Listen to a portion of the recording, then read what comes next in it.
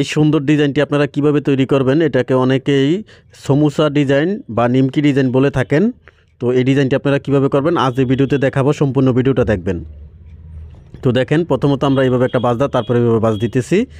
তো এভাবে বাঁশটা আপনারা আগে শিখবেন। বাঁশটা দিয়ে প্রথমত প্রয়োজনে আপনারা আগে সেলাই দেওয়ার আগে বাঁশটা ভালোভাবে সঠিকভাবে দিয়ে নেবেন, দিয়ে চেষ্টা করে নেবেন। আর এই সবগুলো কোনা যেন এক সমান হয় আর কি, সবগুলো যেন সমান হয়। সবগুলো সমান করে আপনাদের সেলাই কিন্তু দিতে হবে। আর বাঁশটা কিন্তু যেভাবে দিতেছি আপনারা প্রয়োজনে ভিডিওটাকে কয়েকবার দেখে নেবেন। কয়েকবার দেখে নিয়ে তারপরে আপনারা বাঁশটা সুন্দরভাবে আগে দিয়ে নেবেন, সেলাই না দিয়ে আগে বাঁশটা শিখে নেবেন। আর কাপড়টা হচ্ছে দেখেন আমি কতটুকু নিছি, এই 3 ইঞ্চি বাই 3 ইঞ্চি। আপনারা যদি 2 ইঞ্চি বাই 2 ইঞ্চি নেন তাহলে আরও ছোটো হবে এই ডিজাইনটা, অথবা 4 ইঞ্চি বাই 4 ইঞ্চি নিলে আরও বড় হবে। তবে 3 ইঞ্চি বাই 3 ইঞ্চি সর্বোচ্চ বড় আমার মনে হয়, মানে ডিজাইনটা সুন্দর উঠে আর কি। তো চাইলে এর চাইতে আরও ছোটো দিতে পারেন, 2.5 ইঞ্চি বাই 2.5 ইঞ্চি। তো আপনারা 3 ইঞ্চি বাই 3 ইঞ্চি দিলে এটা হলো সুন্দর হয় ডিজাইনটা। তো এই ডিজাইনগুলো কিন্তু আপনারা চাইলে হাতার মধ্যে নিচে করতে পারবেন। তো এইভাবে সবগুলো সেলাই দেওয়ার পরে দেখেন আমরা এইভাবে জয়েন্টটা করে নিব। আপনারা কিন্তু জামার নিচে হাতায় এই ডিজাইনগুলো সুন্দরভাবে বসায় নিতে পারবেন। তো এটা কিন্তু জামার কাপড় দিয়েই জামার মধ্যে এই ডিজাইনটা আমরা করতেছি। তো আপনারা কিন্তু চাইলে সালোয়ারের কাপড় অথবা পাইপিনের যে কাপড় থাকে সেটা দিয়ে করতে পারবেন। তো দেখেন এখন আমাদের এই যে সেলাই দিয়ে নিছি, তো এখন যে এক্সট্রা কাপড় আঁকাবাঁকা কিছু আছে সেটা আমরা এই যে কেটে নিচ্ছি। তো এইভাবে সেলাই করলে অনেক সময় দেখা যায় যে মানে আঁকাবাঁকা কিছু কোনা বের হয়ে থাকবেই আপনাদের, তো সেটা আবার কেটে সমান করে নেবেন এভাবে জয়েন করার পরে।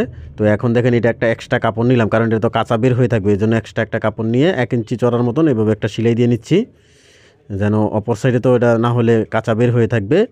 আর ওভারলক করে যদি আমরা একটা চাপ সেলাই দিই তাতে সুন্দর হবে না, সেই জন্য আমরা এইভাবে একটা কাপড় ধরে নিলাম। ধরে নিয়ে এই কাপড়টাকে জয়েন করে নিয়ে তারপরে এভাবে একটা চাপ সেলাই দিয়ে নিব। এভাবে চাপ সেলাই দিলে হবে কি, তার পরবর্তীতে আমাদের যে সেলাইটা দিব সেই সেলাইটার সময় এই কাপড়টা ফুলে উঠবে না, অথবা বাহিরের দিকে ডিজাইনটার দিকে বের হয়ে যাবে না। এই জন্য এইভাবে একটা সেলাই দিয়ে নিলাম। তারপরে এখন একটা চাপ সেলাই দিব আমরা এখানে। দেখেন আমাদের ডিজাইনটা কত সুন্দর উঠে গেছে। তো এখানে একটা চাপ সেলাই, পুরোটার মধ্যে একটা চাপ সেলাই দিবেন। আর ভিউয়ার্স, আপনারা যারা আমার ভিডিওটা নতুন দেখতেছেন তারা পেজটাকে ফলো করে রাখবেন, তাহলে এই ধরনের ডিজাইন এবং কি কামিজ কাটিং, সালোয়ার কাটিং সম্পূর্ণ কাজ আপনারা শিখতে পারবেন, যত ধরনের কাজ আছে। তো তারপরে আমরা এইভাবে ভাঙ্গা দিতেছি।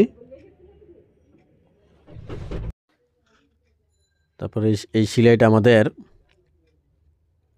বেশি চড়া করবেন না, কারণ কামিজের আমরা নর্মালি কামিজের মধ্যে যেই চড়াটা করি 1 ইঞ্চির কম, 1/2 ইঞ্চি অথবা 1/2 ইঞ্চির একটু বেশি, তো ওই পরিমাণেই চড়াটা করবেন। বেশি চড়া করলে আবার ভালো লাগবে না, কারণ সামনে যেহেতু ডিজাইন আছে।